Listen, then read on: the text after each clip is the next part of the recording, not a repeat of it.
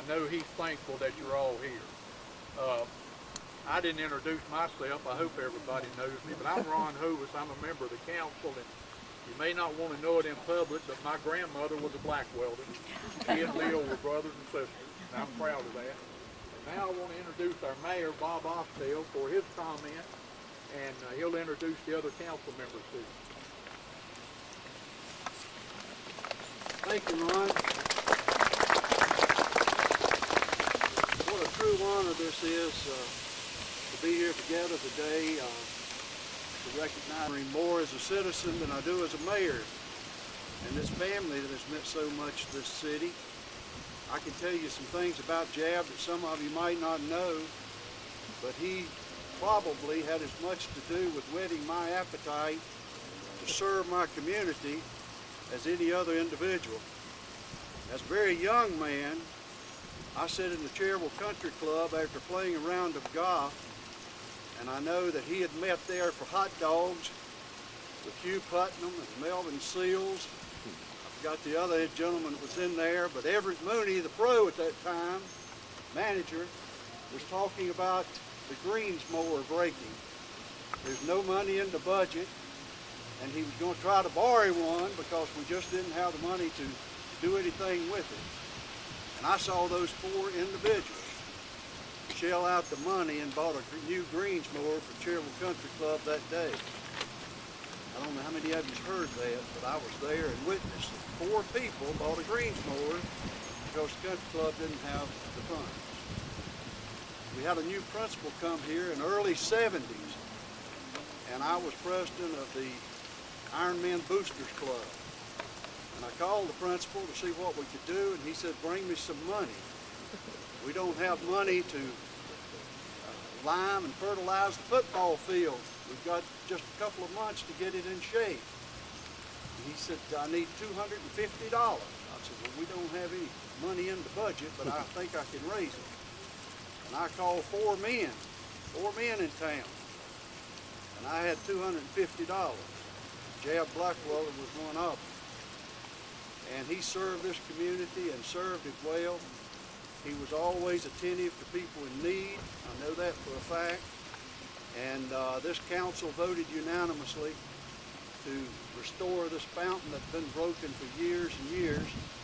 And I compliment them for that action, and want to compliment Ron Hovis for having the foresight to have a need for a rededication, and we thank him for doing that for the city.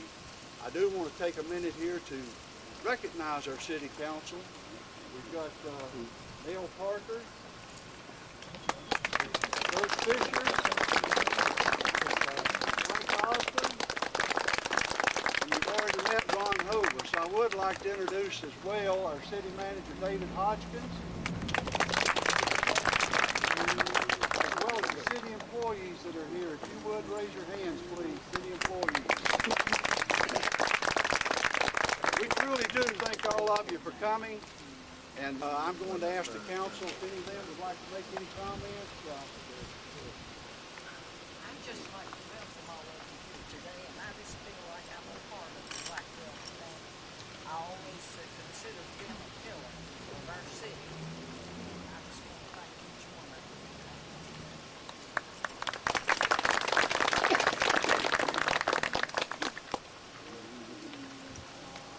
I want to welcome all of you to the dedication. And when I first came to Cherryville, I met Mayor Blackwelder.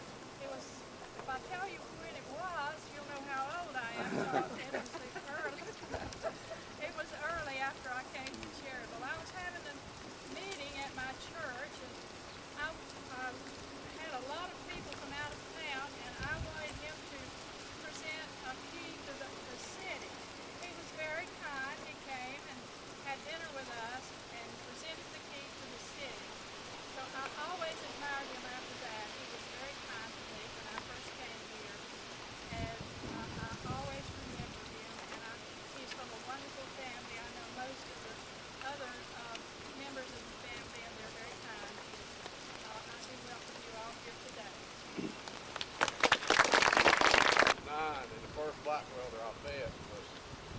He had black hair. He said back on the typewriter at Vance. Must have been a long time ago. But anyhow, he was the first. Then I got introduced to Danny over here too on the big, which we were running heavy equipment and all of it breaking apart, and he'd bring it all the way from South Carolina to Cherville to get it fixed. I said, well, Big, what are you doing that for? He said, those black welders can bend a hard or anything. So he was a good welder. All three of them were. And I was talking to Aaron Moss this morning, and he was telling me about when Jab and him was on the school board. He said they loaded up, went to the Kendrick Brick place. They was wondering how he was going to get the brick to build it. Or pouring over here. I think that's something right. I might be wrong. But anyhow, he told me this morning. He said they coming back up the road. They said we got the brick and to build it with. And he said, well, after that, Aaron had him up to speak to this Christmas party up in Dick. And Jab, I remember him. He liked a good joke. Now he was a joking person. He was a good friend after we got tangled up and all, got the net and everything. He was just a good person with the note. Thank you. Here to see what's taking place today. God bless each and every one of you. Thank you.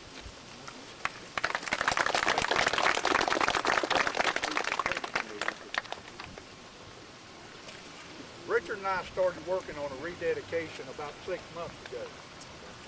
And we based it around time with dates and looked at dates, and I think he was really scheduled to go to Europe or somewhere. And that possibly fell through, and I'm glad it did. But we worked this date around Butch's schedule, and Tuck and Gwenna talking to him and getting him here. And we're so glad. It means an awfully lot that Butch made that trip. And I know his daddy is extremely happy of him today as well. I'm going to say this before Butch comes up for his comments, and any other family member that would like to say something. And I maybe should have said this earlier, but I'm told, Buggy may know this for sure, years ago there was a guest preacher that came to the Presbyterian church. And he asked Jab, how long can I speak? And Jab, being as quick as anybody on 2 feet I ever saw, said, you can speak as long as you want to, but we're leaving at 12. So Butch, we'll call on you now. It's your turn. Okay, And thank you for being here.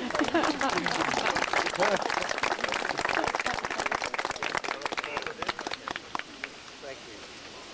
Well, first I'd just like to say how very, very good it is to be in Cherryville and to be invited to participate in such a sweet moment as this, to revisit and re-acknowledge Jab's contributions to the community. I want to thank Mayor Austell, Ron Hovis, Richard Randall, and the City Council for inviting us all to be here. I appreciate it very much, and our entire family appreciates it very much. One of the books by the North Carolina writer Thomas Wolfe was called You Can't Go Home Again. Well, old Tom might have been from North Carolina, but he definitely wasn't from Cherryville, or he would have never chosen that title. If you grew up here or spent any substantial amount of time here, you most definitely can go home again. No matter how far away I live or how long I'm absent, I always feel loved and welcomed and appreciated when I return. I feel very fortunate to have lived with this comforting sense of place and to know that there are some valuable and good constants in life. We are all lucky to have been a part of this community. I once heard someone say that you are really dead when everyone who ever knew you is dead. Now I know before you start, that's a very dark thought in some ways, but it does give a different kind of perspective and measure to the amount of time that we all have here on earth.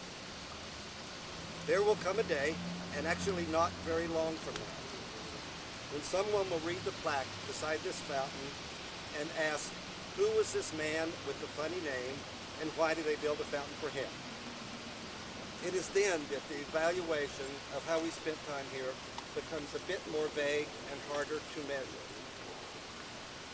Most of us here today knew Jeff personally in one way or another, and we are all well aware of his boundless energy and the time he gave to his community.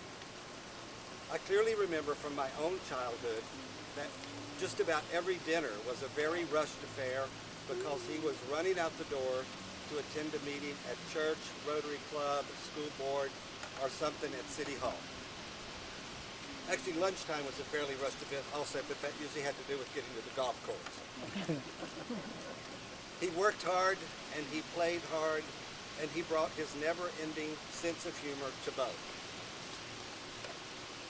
He gave to me and Alex a sense of duty and a work ethic that has served me well in my own life. I was doing a project once with someone, and they said to me, "Well, you sure aren't afraid of hard work." And I said, "Well, if your dad had burst into your room every Saturday morning at 7 o'clock and screamed, 'My God, every boy in town's already made $10.' Kind of gets you hit the floor running. Dad's sense of community service was certainly embraced in a wonderful way in Alex, who through his love of teaching and the examples he gave his students is truly, truly immeasurable. Excuse me. In this age of heightened awareness of environmental issues, certain words and phrases have crept into our language and our vocabulary. One of the more interesting ones, I think, is carbon footprint, which of course means that what we leave behind environmentally as a result of our action is either damaging to the world and possibly beneficial in some way. I think what is just as important, and maybe even more so, is the kind of footprint we leave behind as a result of our actions and deeds and the influence we might have on others. These kinds of legacies can be much longer lasting and more beneficial than whether or not you recycled your grocery bag. In my own life, I have tried to recognize ways to give back to my community in San Francisco. I often fail miserably, but the opportunities are always before me as they are always before you, and they are too numerous to mention. There is certainly one group of people who have the most obvious and compelling responsibility to influence in a positive way, and those are the parents of young children. That responsibility starts with their very first breath that child takes, and it never ends. I have no doubt at all that it is a daunting, frustrating task, but nonetheless an exciting one, and presents daily opportunities to teach by example the very finest of life's lessons.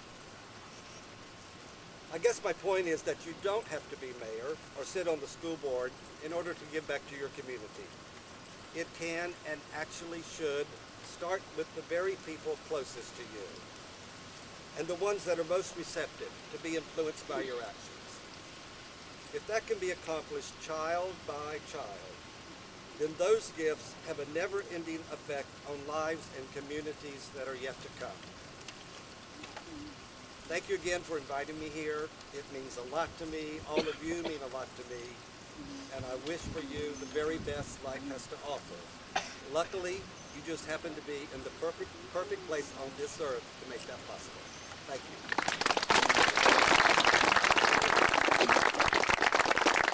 I appreciate Ben bringing her, but she worked with Jab for several years as he was mayor.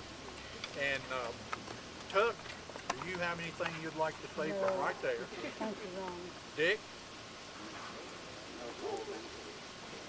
Any other family members have anything to say? I know Brother's been up since about 4 o'clock this morning. I saw him outside at 6:30, and he was getting prepared, but does anybody have anything We've to actually say? heard enough from him, but thank you. I want to thank Richard for all. I hope the lunch goes better than the flowers we had to be. We have a Dutch treat. Sorry the city couldn't afford to pay for it this year, but we have a Dutch treat lunch at the country club that Richard's worked hard to get enough numbers to Dan that he can feed